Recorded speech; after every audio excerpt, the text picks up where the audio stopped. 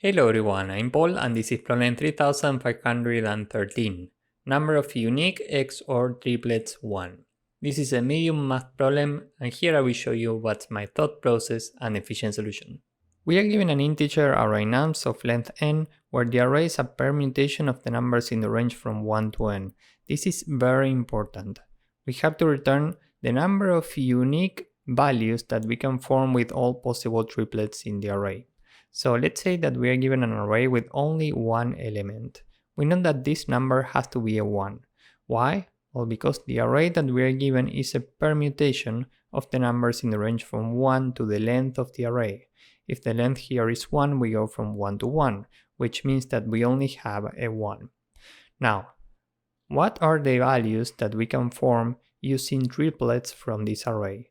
We only have one element, so we can only do 1 XOR 1 XOR 1. We know that 1 XOR 1 is 0, 0 XOR 1 is equal to 1. Given that this is the only value that we can form with this element, this is the result.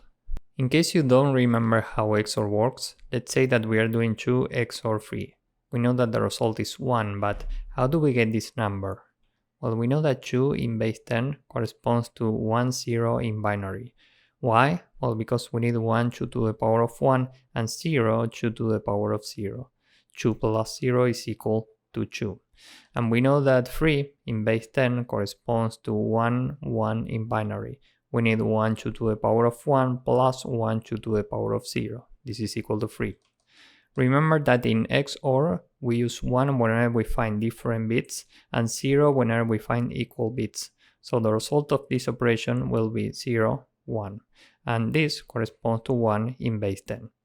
Now let's say that we are given an array with only 2 elements. How many triplets can we build? Well, we can take 3 occurrences of the first element, 1 XOR 1 XOR 1. We know that the result is 1. We can take 2 occurrences of the first element and 1 of the second one. So this is 1 XOR 1 XOR 2. 1 XOR 1 is 0, XOR 2 is 2. We can take 1 of the first element and 2 of the second. So we do 1 XOR 2 XOR 2. We know that 2 XOR 2 is 0, XOR 1 is 1, and we can take 3 occurrences of the second element. 2 XOR 2 XOR 2 is equal to 0 XOR 2, meaning 2. How many unique values do we have here? Well, we only have 1 and 2, so the final result in this case is 2. So at this point, you might be thinking about iterating every possible triplet with a triple nested for loop. The problem is that this requires big O of n to the power of 3, and here n can be up to 10 to the power of 5. This to the power of 3 is a very large number which we can't handle, so we have to think about something else. And the key to solve this is observation. So let's see what I mean with this. We know that if n is equal to 1 or 2, we can return n right away. That's the amount of unique values that we can get with triplets. Now, what if n is 3 or larger? In this case, 3. Instead of focusing on iterating triplets, we will check if we can get different unique values. So let's say that the target is 0. We are checking if with these 3 elements we can build a 0. So what if we take the 3 elements? If we do 1 XOR 2 XOR 3, our result is 0. Why? Well, because 1 in binary is 1, 2 in binary is 1 0, 3 in binary is 1 1. This XOR this XOR this is equal to 0 0 because 1 XOR 0 is 1. XOR 1, the result is 0. And 1 XOR 1 is 0. So the final result is 0, which means that we can build this target. Now, what if the target is 1? Can we get this number? The answer is yes. We can take any 2 equal numbers, for example 2 XOR 2 or 3 XOR 3, and then we take that result XOR 1. For example, 2 XOR 2 XOR 1 is equal to 0 XOR 1, which is equal to 1. So we can get a 1. For the next value, can we get a 2? Well, we can do exactly the same. For example, we can do 3 XOR 3 XOR the target, 2. We know that the result of 3 XOR 3 or any two equal values is 0, and 0 XOR any value is that value, which in this case is 2. If the target is 3, we can do exactly the same. For example, 2 XOR 2 XOR 3. This is equal to 0 XOR 3, which is 3, so we can get this target 2. If we keep increasing the target, the next number is 4, and there's no way to get a 4 with these 3 elements. Why? Well, down here we have the base 10 and binary representation of the numbers in the array and the target. We know that the numbers in the array have 2 bits as a maximum, and the target has 3. But there's no way to increase the number of bits with only XOR operations.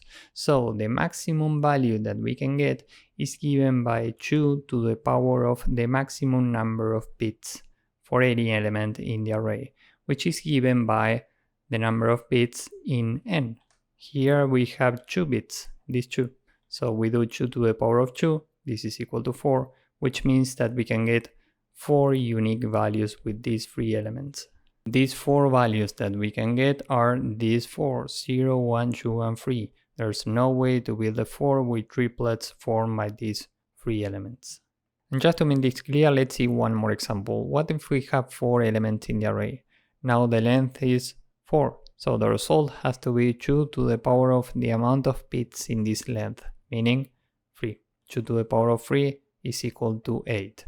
Let's see why. For example, if the target is equal to 4, how can we build a 4 using these elements? Well, we can do, for example, 3 XOR 3 XOR 4. 0 XOR 4 is equal to 4. Now we get this. And what if we are trying to get some other number with 3 bits? For example, let's say that we are trying to get 1, 1, 1, which is equal to 7. How can we get this? We can do 1 XOR 2 XOR 4. 1 XOR 0 is 1. XOR 0, the result is 1. 0 XOR 1 is 1. XOR 0, the result is 1. And 0 XOR 1 is equal to 1. And this is just an example. We can build any number with 3 bits. You can try this as much as you want, but you can build any number with the amount of bits corresponding to the largest number in the array or less. Given that the maximum number of bits here is 3, we can build 2 to the power of 3 numbers, meaning 8. Time and space complexity for this approach is roughly big of 1. So with this in mind, let's go with the code. This is a very short code. First we can say that n is the length of nums, and if n is smaller or equal to 2, we return n right away. Else n is larger, so we need to return 2 to the power of the amount of bits in n, so we can use bit length in Python. Let's submit this and see if it works.